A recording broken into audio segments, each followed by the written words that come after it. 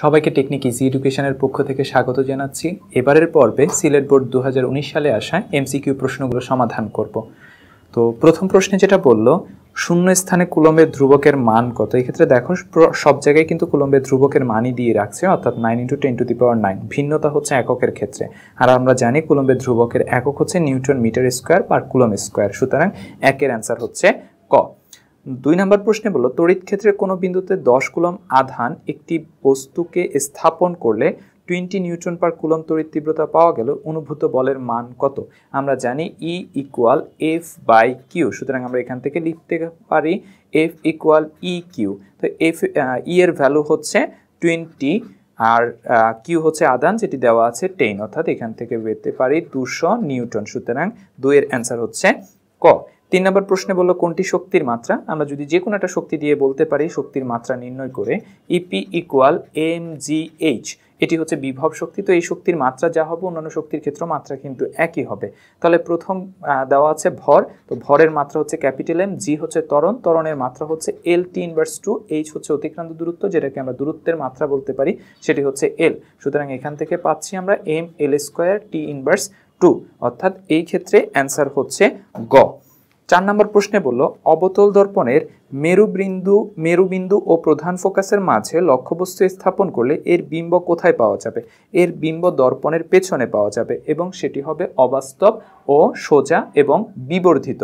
5 নম্বর প্রশ্নে বলল, উত্তল দর্পণে গঠিত বিম্ব, অর্থাৎ উত্তল দর্পণে গঠিত বিম্ব কেমন হবে, সেটি দর্পণের পিছনে গঠিত হয়। আমরা জানি উত্তল দর্পণের ক্ষেত্রে বিম্ব দর্পণের পেছনে গঠিত হয় এবং এই বিম্ব সর্বদা খর্বিত হয়, বাস্তব উল্টো প্রতিবিম্ব গঠন করে না। সুতরাং এই ক্ষেত্রে অ্যান্সার হচ্ছে 1 আর 3, অর্থাৎ খ। 6 নম্বরে বলল, আলফা কণা একটি হিলিয়াম নিউক্লিয়াস, সত্যি। এটি 6 সেন্টিমিটারের বাতাস ভেদ করতে পারে না, এটিও সত্যি। এবং জিঙ্ক সালফাইডের পর্দায় প্রতিপ্রবাহ সৃষ্টি করে, যেটার মাধ্যমে হচ্ছে পরমাণুর কেন্দ্রে যে নিউক্লিয়াস আছে সেটি পরীক্ষা করা হয়েছিল। সুতরাং এক্ষেত্রে 3 নম্বর অপশনটিও সঠিক, অর্থাৎ 6 এর অ্যান্সার হচ্ছে 1, 2, 3, অর্থাৎ ঘ নাম্বার। 7 নম্বর প্রশ্নে বলল, বন্দুক থেকে গুলি ছুঁড়লে গুলি ও বন্দুকের ভরবেগ সমমুখী হয় না। গুলি হচ্ছে পশ্চাৎ দিকে যায় আর বন্দুক হচ্ছে পশ্চাৎ দিকে যায়, গুলি সামনের দিকে যায়। সুতরাং এই ক্ষেত্রে তারা বিপরীতমুখী হয়, তাহলে এটি সঠিক না। গুলি ও বন্দুকের ভরবেগের সমান হয়, হ্যাঁ, দুটোর ক্ষেত্রে ভরবেগ সমান হয় এবং বন্দুকের পশ্চাৎ বেগ গুলির তুলনায় কম হয়। আমরা জানি গুলি অনেক বেগে বেরিয়ে যায় আর তার চাইতে অনেক কম বেগে হচ্ছে বন্দুক পশ্চাৎ দিকে যায়। সুতরাং এই ক্ষেত্রে সঠিক হচ্ছে 2 আর 3, তাহলে 7 এর অ্যান্সার হচ্ছে গ। তারপর 8 নম্বর প্রশ্নে বলল, সিলিকনের সাথে বোরন যোগ করলে কোন ধরনের অর্ধপরিবাহী তৈরি হয়। পি টাইপ অর্ধপরিবাহী তৈরি হয়। আমরা জানি যখন অর্ধপরিবাহীর সাথে ত্রিযোজী মৌল যোগ করা হয় তখন পি টাইপ অর্ধপরিবাহী তৈরি হয়। 9 এবং 10 নম্বর প্রশ্নের জন্য একটি উদ্দীপক দেওয়া আছে। উদ্দীপকে বলল, একজন বালক 18 মিটার গভীরতা বিশিষ্ট একটি কূপের কাছে দাঁড়িয়ে শব্দ উৎপন্ন করলো। 0 ডিগ্রি সেলসিয়াস তাপমাত্রায় সর্বাধিক কত গভীরতা কমালে সে প্রতিধ্বনি শুনতে পাবে। আমরা দেখি সর্বাধিক কত গভীরতা পর্যন্ত সে প্রতিধ্বনি শুনতে পাবে। তো সেটা বের করার জন্য আমরা জানি সূত্র হচ্ছে 2D = VT। তাহলে এই ক্ষেত্রে আমরা যদি ডি বের করি, ডি সমান হচ্ছে VT/2। ভি হচ্ছে 0 ডিগ্রি সেলসিয়াস তাপমাত্রা, সুতরাং বেগ হবে 332 আর সর্বাধিক কম সময় সেটি হচ্ছে 0.1 সেকেন্ড /2।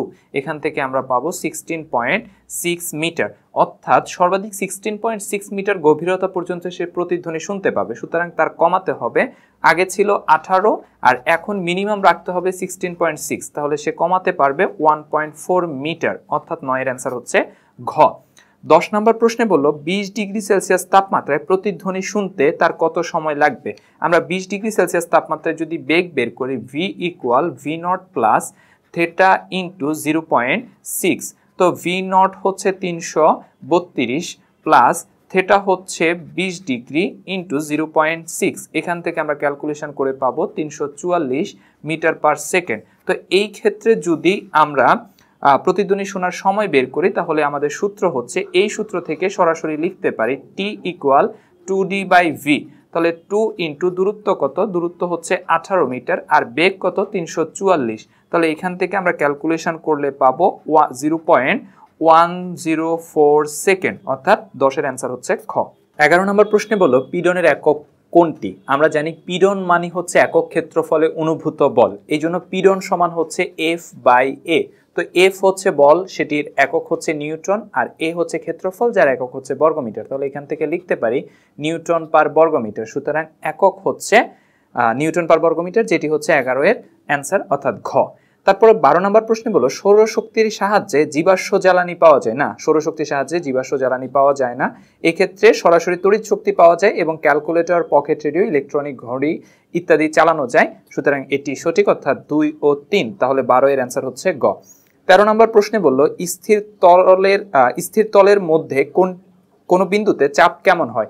আমরা জানি স্থির তরলের ক্ষেত্রে চাপ হবে P = H ρ G।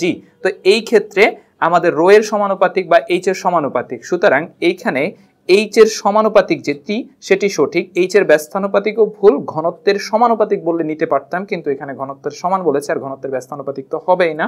সুতরাং 13 এর অ্যান্সার হচ্ছে ক। এরপর 14 এবং 15 নম্বর প্রশ্নের জন্য আমাদের একটা চিত্র দেওয়া আছে। তারপর বললো 14 নম্বর প্রশ্নে চিত্রের কোন অংশে সমবেগ নির্দেশ করে। এক্ষেত্রে দেখো প্রতিনিয়ত বেগ বৃদ্ধি পাচ্ছে, এক্ষেত্রে প্রতিনিয়ত বেগ বৃদ্ধি পাচ্ছে। সুতরাং শুধুমাত্র এই অংশটুকু দেখো সময়ের সাথে বেগ 20 মিটার/সেকেন্ড অপরিবর্তিত, অর্থাৎ এ বি অংশ হচ্ছে সমবেগ নির্দেশ করতেছে। তাহলে 14 এর অ্যান্সার হচ্ছে খ। 15 নাম্বার প্রশ্নে বললো এ বি অংশের অতিক্রান্ত দূরত্ব কত হবে। এ বি অংশের ক্ষেত্রে বেগ হচ্ছে 20 আর এক্ষেত্রে সময় হচ্ছে 20 - 10 অর্থাৎ 10। সুতরাং আমরা এখান থেকে ক্যালকুলেশন করে পাবো 200 মিটার, যেটি আমরা S = VT সূত্র ব্যবহার করে নির্ণয় করেছিলাম। সুতরাং 15 এর অ্যান্সার হবে গ। 16 নম্বর প্রশ্নে বললো পরীক্ষামূলক বৈজ্ঞানিক পদ্ধতির প্রবক্তাকে। পরীক্ষামূলক বৈজ্ঞানিক পদ্ধতির প্রবক্তা হচ্ছে রজার বেকন, এটা আমরা জানি। তাহলে 16 এর অ্যান্সার হচ্ছে খ। 17 নম্বর প্রশ্নে বললো 500 গ্রাম ভরের একটি বস্তুর উপর 5 নিউটন বল প্রয়োগ করা হলে ত্বরণ কত। আমরা জানি F = ma। তাহলে A = F/m। তাহলে আমরা F পাচ্ছি কত 5 আর m পাচ্ছি কত 500 গ্রাম অর্থাৎ 0.5 কেজি। তাহলে এখান থেকে ক্যালকুলেশন করলে পাবো 10 মিটার/সেকেন্ড স্কয়ার, 10 মিটার/সেকেন্ড স্কয়ার। সুতরাং 17 এর অ্যান্সার হচ্ছে গ। 18 নম্বর প্রশ্নে বললো নিচের কোনটি মৌলিক রাশি। আমরা জানি মৌলিক রাশি হচ্ছে দীপন তীব্রতা, এছাড়া ভর, সময়, পদার্থের পরিমাণ, তড়িৎ প্রবাহ, তাপমাত্রা, এগুলো হচ্ছে মৌলিক রাশি। আর তাপ বেগ এবং তড়িৎ বিভব এগুলো হচ্ছে লব্ধ রাশি। তাহলে 18 এর অ্যান্সার হচ্ছে খ। 19 নম্বর প্রশ্নে বললো বাষ্পায়ন চাপ বাড়লে বেড়ে যায় না, চাপ বাড়লে বাষ্পায়নের পরিমাণ কমে যায়। সুতরাং এটি ভুল। আর বাষ্পায়ন স্বতঃস্ফূর্ত প্রক্রিয়া অর্থাৎ নিজে নিজে ঘটে আর শূন্যস্থানে হার সর্বাধিক হয়ে থাকে। তাহলে 2 ও 3 হচ্ছে সঠিক। তাহলে 19 এর অ্যান্সার হচ্ছে গ। 20 নম্বর প্রশ্নে বললো একটি অবতল লেন্সের ফোকাস দূরত্ব 25 সেন্টিমিটার, এর ক্ষমতা কত। আমরা জানি P = 1/f। তাহলে 1/f হচ্ছে 25 সেন্টিমিটার, যেহেতু ক্ষমতার একক ডায়োপ্টার। সুতরাং 25 সেন্টিমিটারকে আমরা মিটারে নিয়ে যাব, তাহলে 0.25। সুতরাং এক্ষেত্রে মান আসবে 4 ডায়োপ্টার, এবং যেহেতু অবতল লেন্স সুতরাং এটি হচ্ছে মাইনাস হবে। তাহলে 20 এর অ্যান্সার হচ্ছে ঘ। 21 নম্বর প্রশ্নে বললো আন্তর্জাতিক পদ্ধতিতে তাপমাত্রার একক কোনটি। আন্তর্জাতিক পদ্ধতিতে তাপমাত্রার একক হচ্ছে কেলভিন। তাহলে 21 এর অ্যান্সার হচ্ছে ক। 22 নম্বর প্রশ্নে বললো 2 ওহম, 1 ওহম এবং 2 ওহম মানের রোধ তিনটি সমান্তরালে সংযুক্ত করলে তুল্য রোধ কত হবে। তাহলে এদের ক্ষেত্রে তুল্য রোধ 1/r সমান হবে 1/2 প্লাস 1/1 প্লাস 1/2। তাহলে এই ক্ষেত্রে লসাগু হচ্ছে 2, তার মানে হচ্ছে 1 + 2 + 1, তার মানে হচ্ছে r সমান 2/4, কারণ 1 আর 1 + 2 যোগ করলে 4 হয়, আর 2 উপরে চলে যাবে, যেহেতু r উপরে চলে গেছে এই জন্য 2/4। সুতরাং অ্যান্সার হচ্ছে 0.5। তাহলে 22 এর অ্যান্সার হচ্ছে গ। 23 নম্বর প্রশ্নে বললো কার্বন 14 আর হচ্ছে 6, ভর সংখ্যা 14 আর প্রোটন সংখ্যা হচ্ছে 6। আইসোটোপে কয়টি নিউট্রন আছে। আমরা জানি নিউট্রন ও প্রোটন সংখ্যার যোগফলকে ভর সংখ্যা বলে। সুতরাং ভর সংখ্যা থেকে যদি প্রোটন সংখ্যা বাদ দিয়ে দিই তাহলে নিউট্রন সংখ্যা পেয়ে যাব, তার মানে 14 - 6 সমান হচ্ছে 8। সুতরাং 23 এর অ্যান্সার হচ্ছে গ। 24 নম্বর প্রশ্নে বললো স্টেপ আপ ট্রান্সফরমারের ক্ষেত্রে কোনটি সঠিক। স্টেপ আপ ট্রান্সফরমার সবসময় নিম্ন ভোল্টেজকে উচ্চ ভোল্টেজে ট্রান্সফার করে এবং উচ্চ তড়িৎ প্রবাহকে নিম্ন তড়িৎ প্রবাহে রূপান্তরিত করে। অর্থাৎ এই ক্ষেত্রে ইএস হচ্ছে ইপি এর থেকে বড় হয়, আর এর কারণ হচ্ছে যায় সেকেন্ডারির পাক সংখ্যা প্রাইমারির পাক সংখ্যার চাইতে বেশি হয়, এই জন্য NS is greater than NP। আর তড়িৎ প্রবাহের ক্ষেত্রে বিপরীত হয়, অর্থাৎ NP is greater than IP is greater than IS হয়। সুতরাং এই ক্ষেত্রে আমরা দেখতে পাচ্ছি যে 24 এর অ্যান্সার হচ্ছে ক। 25 নম্বর প্রশ্নে বললো তামার আপেক্ষিক তাপ কত। আমরা জানি তামার আপেক্ষিক তাপ হচ্ছে 400 জুল/কেজি/কেলভিন। এক্ষেত্রে 2000 হচ্ছে জলীয় বাষ্পের আপেক্ষিক তাপ, 230 হচ্ছে রূপার এবং 130 হচ্ছে সীসার আপেক্ষিক তাপ। আশা করি সবগুলো ম্যাথই বুঝতে পেরেছো। এতক্ষণ সাথে থাকার জন্য ধন্যবাদ। পরবর্তী পর্ব দেখার আমন্ত্রণ রইল।